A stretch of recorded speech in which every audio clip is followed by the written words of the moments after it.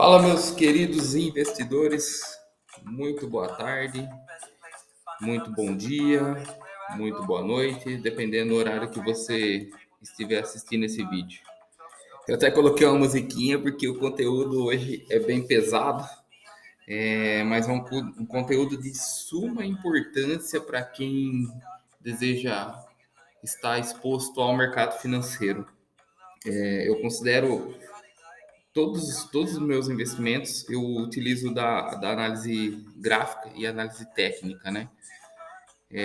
Ao decorrer dessa apresentação, eu vou mostrar algumas coisas que, que podem acontecer e também vou mostrar para vocês que a maior parte dos investidores utilizam esse tipo de análise. Então vamos lá. Como analisar e entender um gráfico de candlestick?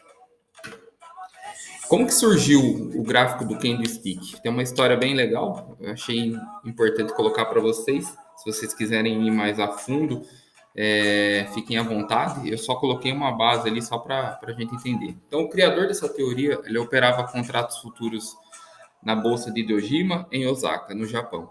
A história do candlestick começou no século XVIII. A sua criação é atribuída a Roma Munehrisa. Ele desenvolveu esse método de análise para a negociação de contratos futuros de arroz, que era a maior riqueza do Japão na época. Basicamente, Roma fazia compras e vendas de cupons de commodities com base em 4 preços: inicial, final, máximo e mínimo. De acordo com lendas japonesas, ele teve sucesso em 100 trades consecutivos através de candlestick. Esse tipo de análise foi trazida para o Ocidente por Steve Nison na década de 80. Ele aperfeiçoou a teoria de Roma até chegar à versão que conhecemos hoje. Esse é o candlestick.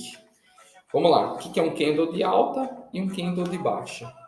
Suponhamos que o preço, a abertura do mercado foi a R$ 10 e o mercado fechou a R$ 20.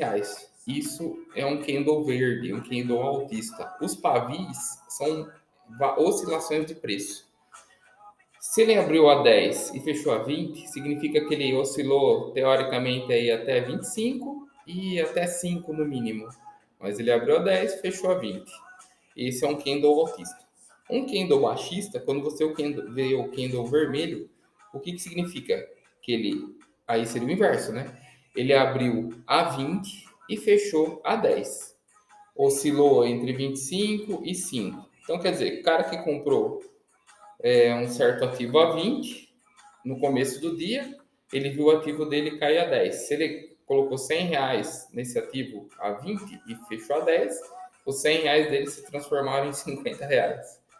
Então, nessa suposição que eu coloquei para vocês, significa que ele teve um prejuízo. E aqui é o inverso, se ele comprou a 10 e fechou o dia a 20, significa que se ele gastou R$ 100 a 10, e aí no final do dia está 20, os R$ 100 dele se transformaram em R$ 200.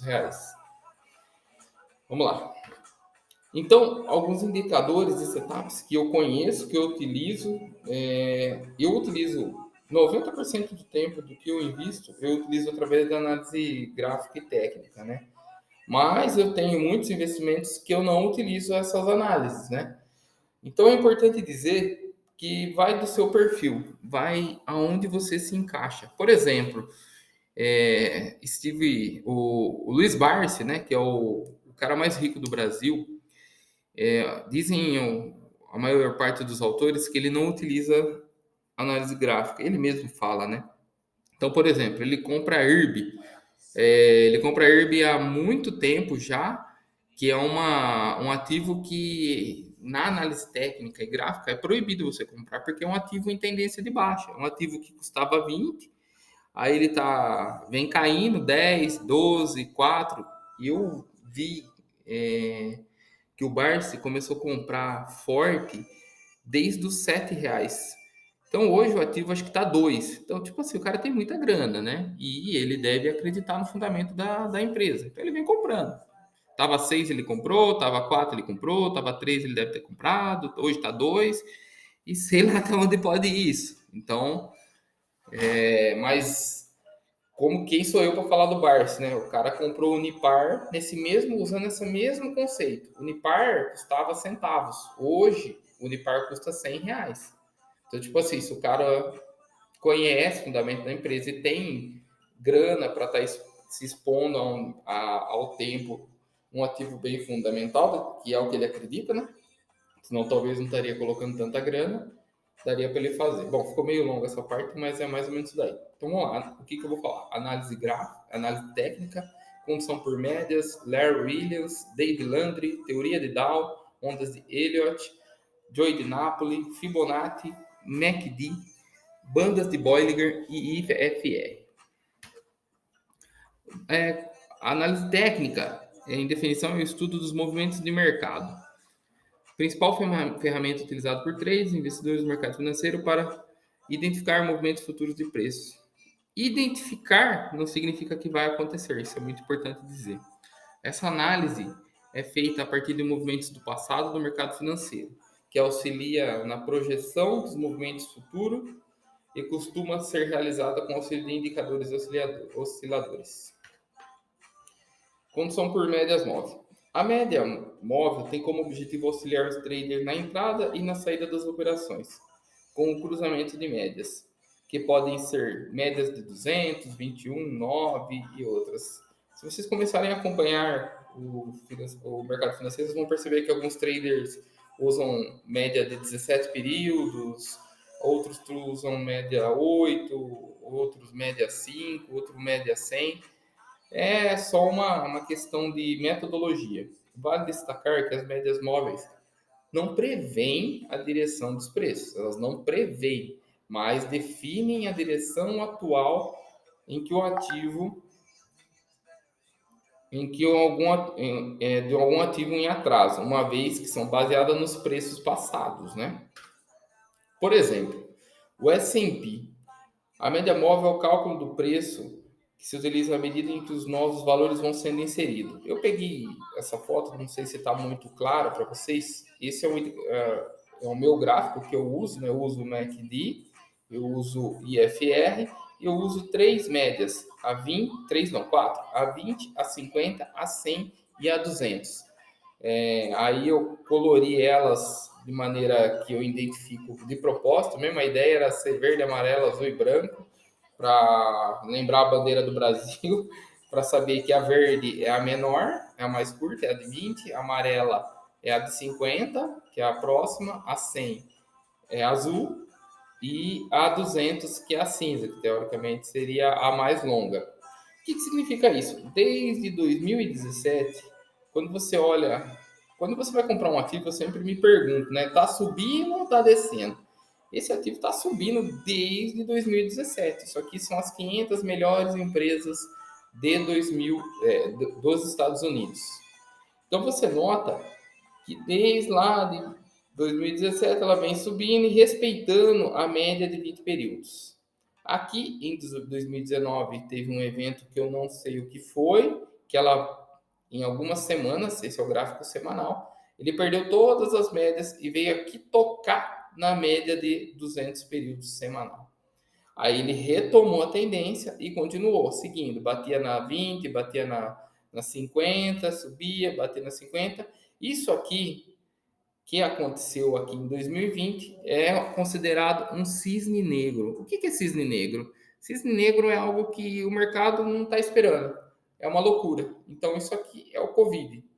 Do nada, o ativo vinha lá numa tendência, tem algumas correções pequenas, mas aí ele cai fortemente. Em 3 semanas, ele perde até a média de 200 períodos. Aí o mercado vem e começa a voltar ao normal. Existem vários fatores que fazem com isso. Por exemplo, o que deu essa liquidez? O que fez com que tanto dinheiro entrasse na bolsa de valores ou no mercado americano? Os cheques, né, que o governo americano foi obrigado a dar para os americanos, né, devido ao Covid. O pessoal ficou em casa, tal, precisou dar dinheiro.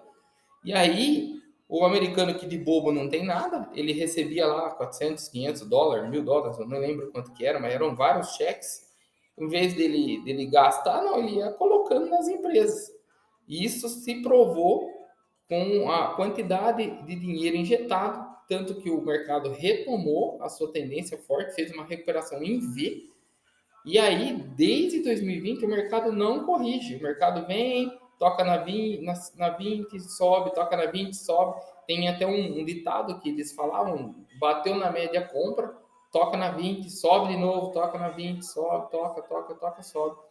Aí chegou aqui nosso período, nosso ano de 2022. O mercado fez um topo. O que levou ao mercado a fazer esse topo? O governo americano se deu conta que tinha muito dinheiro, que a inflação estava tomando conta e que ele precisava ter dinheiro. Então, acabou os cheques,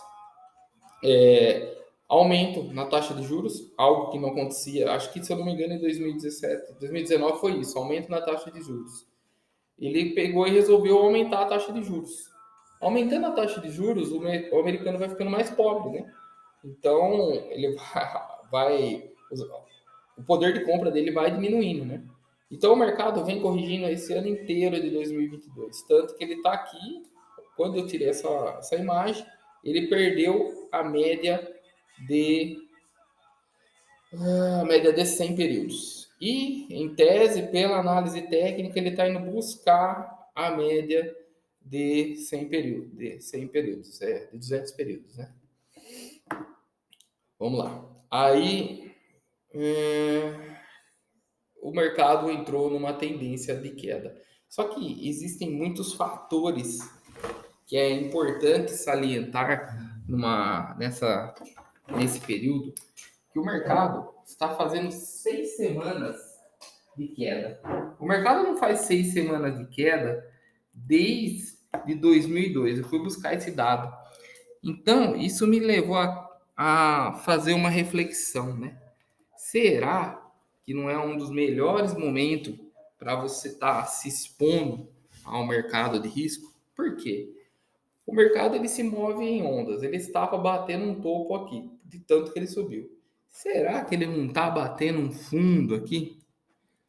Então, eu fico pensando que talvez a gente está diante de uma baita de uma oportunidade, algo que quando eu comecei no mercado financeiro eu tive, que foi o Covid, né? Eu entrei de lá e de lá para cá o mercado só subiu, tanto que eu consegui fazer alguns lucros interessantes por conta do mercado tá só subindo, né? Então, se você compra algo que está subindo, a tendência é o seu patrimônio está valorizando, né?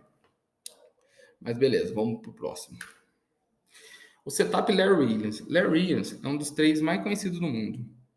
Um dos seus feitos mais notáveis, se não o maior, foi de ganhar o Robin Trades Cup em 1973, quando transformou $10.000 em $1 milhão em um ano. Um retorno de 10.000%.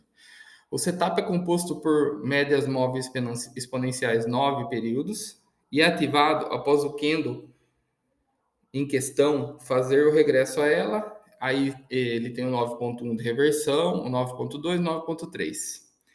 Basicamente, você imagina que o preço do ativo vem caindo. 10, 8, 7, 6, 5. De repente, entra uma força compradora.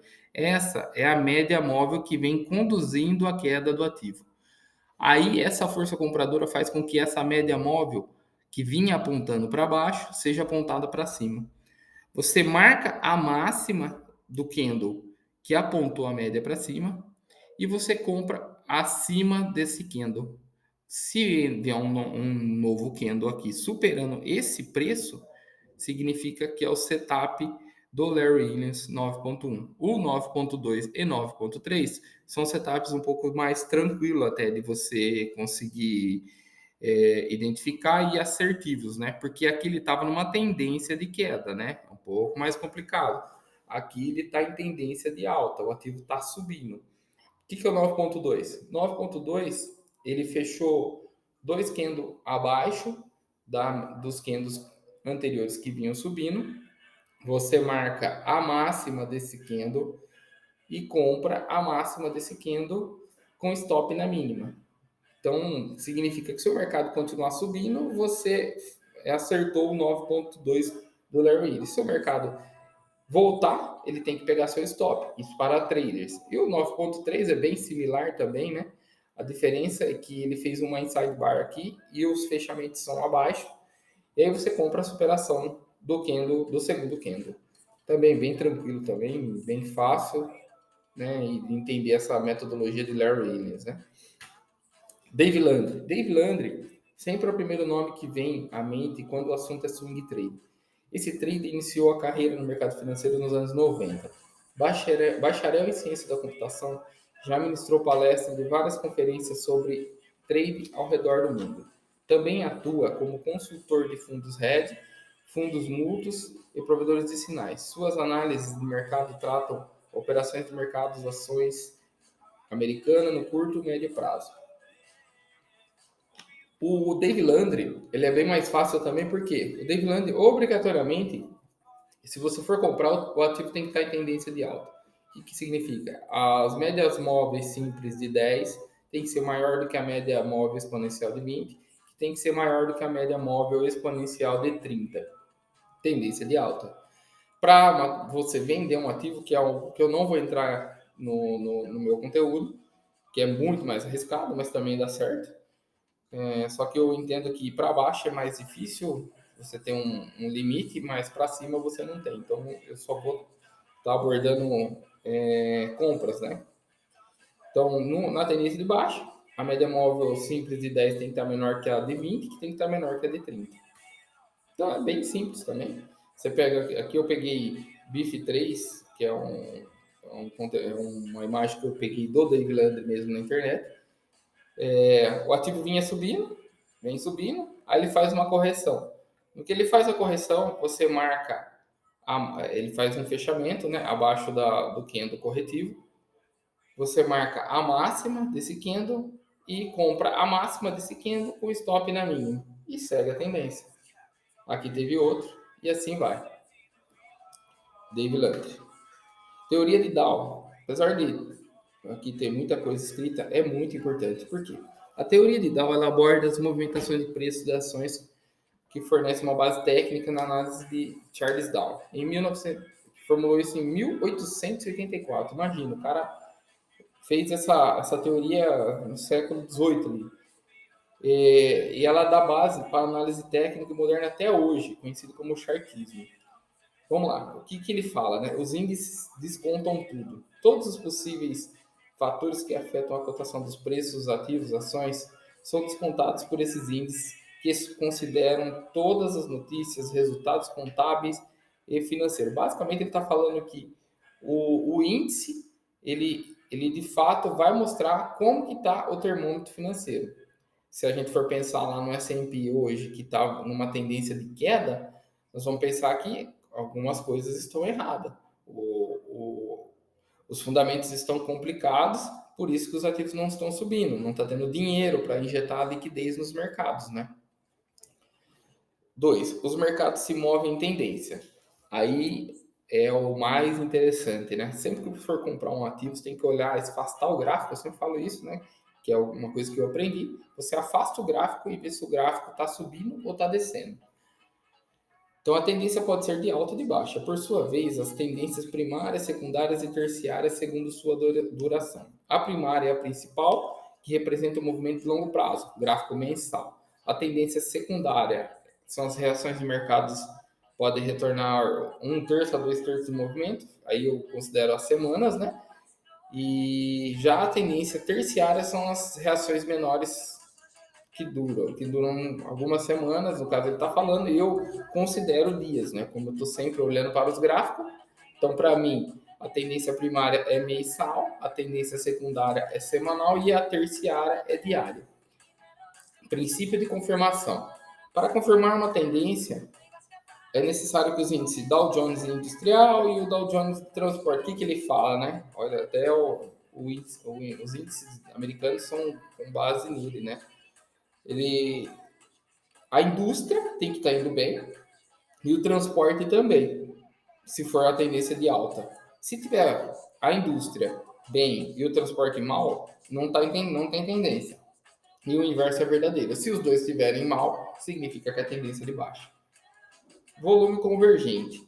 Quando o mercado mudar a tendência, haverá um aumento expressivo do volume nas negociações. Dow acreditava que o volume menores eram apenas alguns vendedores ou compradores agressivos, e que para mudar uma tendência precisava que um volume confirmasse.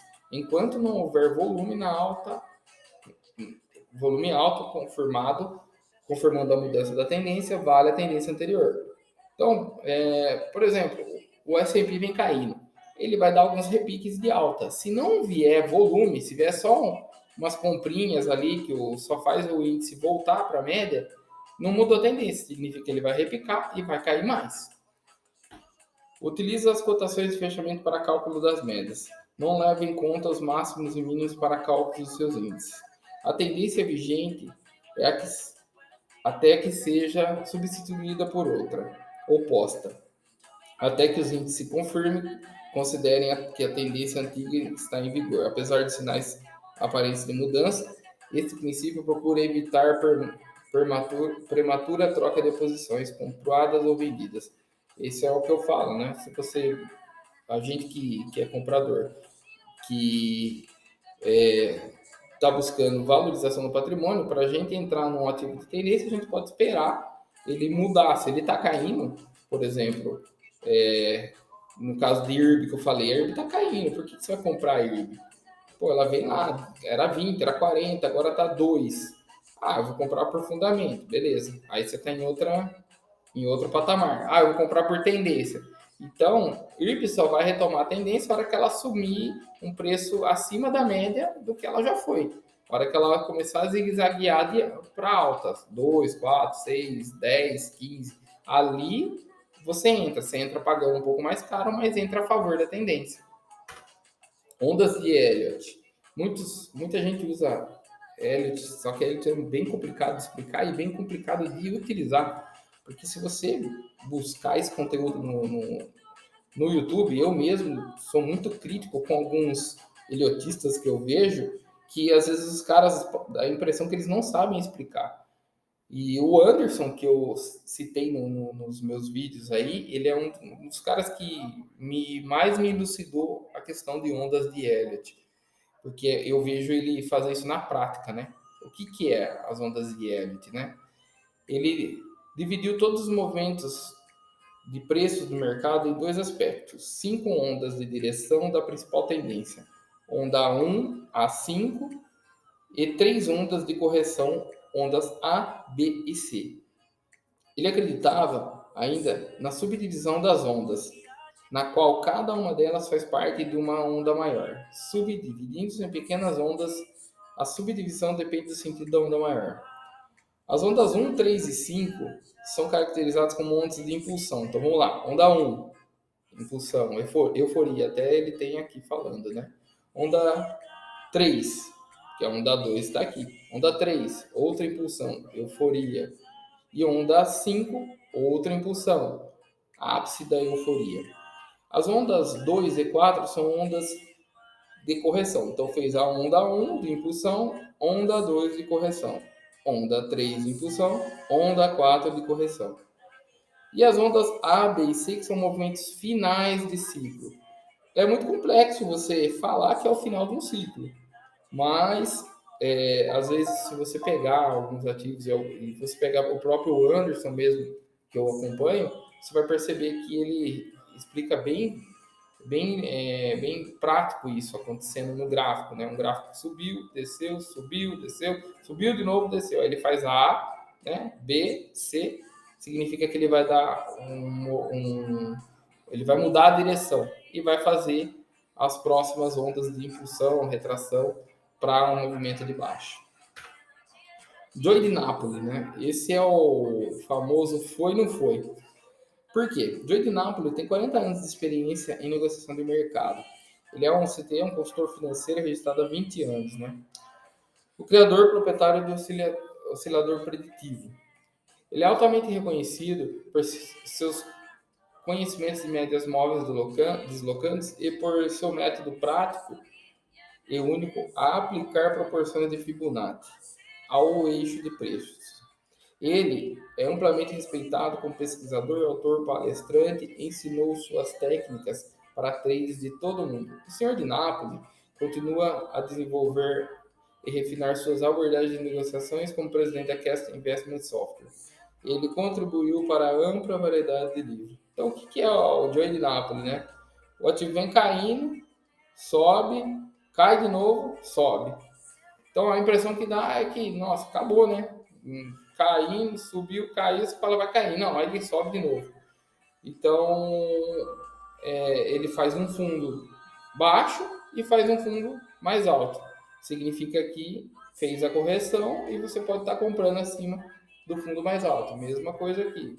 Fundo 1, fundo 2 e assim vai. Você vai comprando a hora que ele supera as médias e vai colocando stop abaixo dos candles que você comprou. Stop aqui, stop aqui. Então, em tese, isso aqui é bem produtivo também para quem faz trade, né? Fibonacci, esse é um cara também, pô, o cara fez lá em 1170, o negócio até hoje é estudado, né? A sequência de Fibonacci é composta por uma sequência de números descrita pelo famoso matemático italiano Leonardo Pisa, mais conhecido como Fibonacci. Ao final do século XII, o matemático percebeu uma regularidade matemática a partir de um problema criado por ele mesmo. Além disso, quando esses números são são transformados em quadrantes dispostos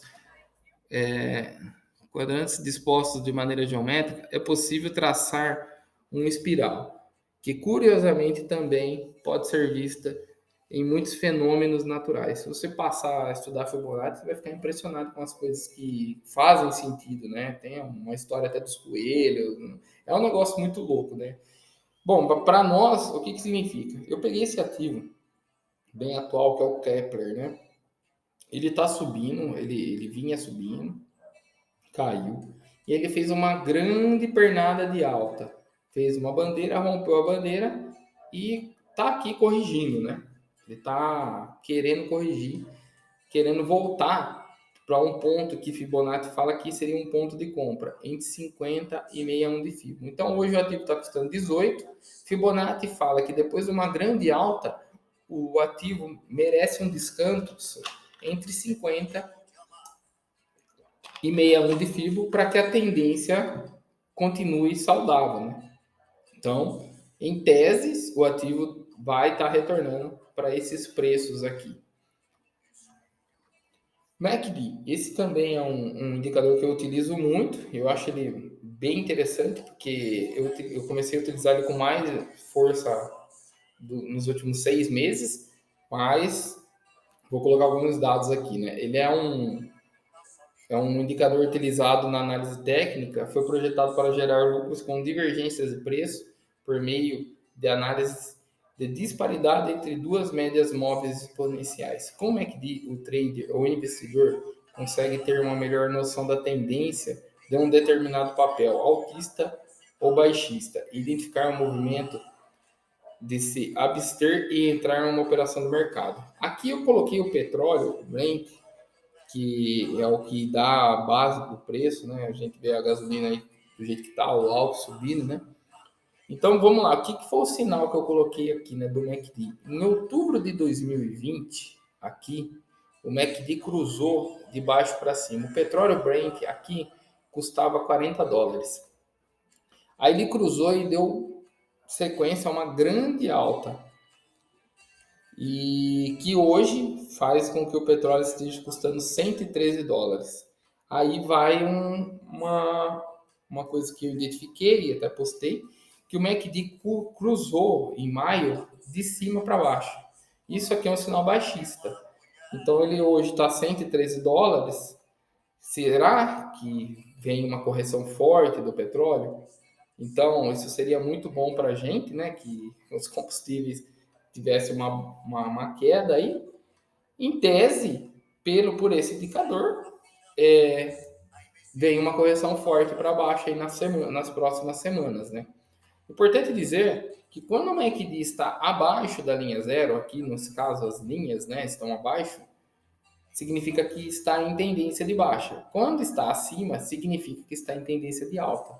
Então, esse cruzamento pode ser uma correção mais forte, mas fazer com que o break venha custar US$ 90, US$ 100, mas continuar em tendência de alta, né? Porque as linhas estão acima da linha zero.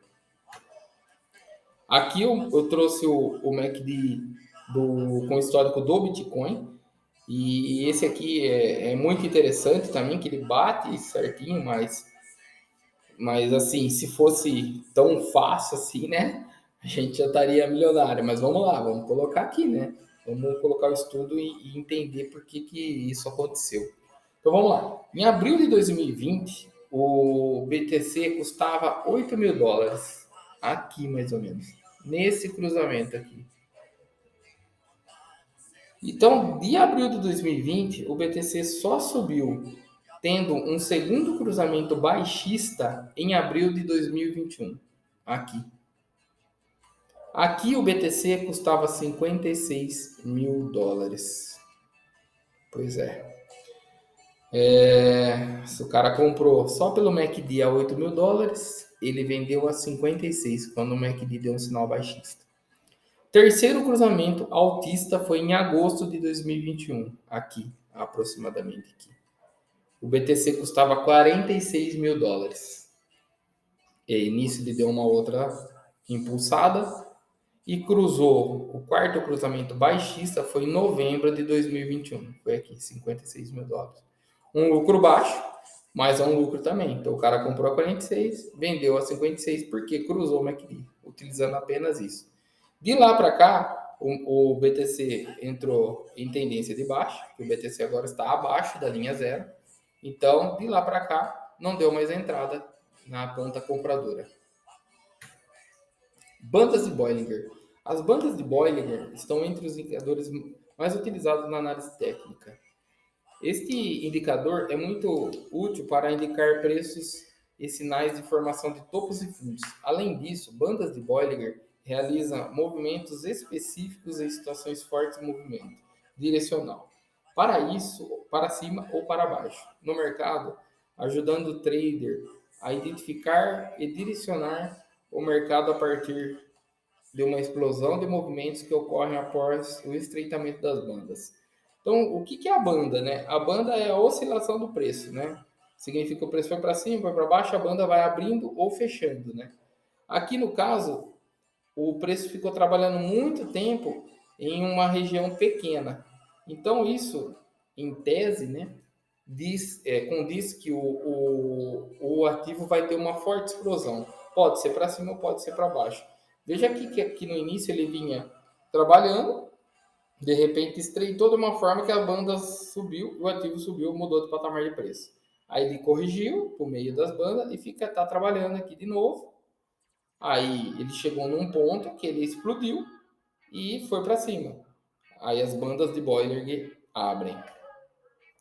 Esse é o último indicador que eu vou passar para vocês, que é o IFR, também é muito utilizado também pelos traders, né? O IFR o que é? Nada mais é do que o índice de força relativa. É um indicador que atua como uma espécie de termômetro no mercado financeiro.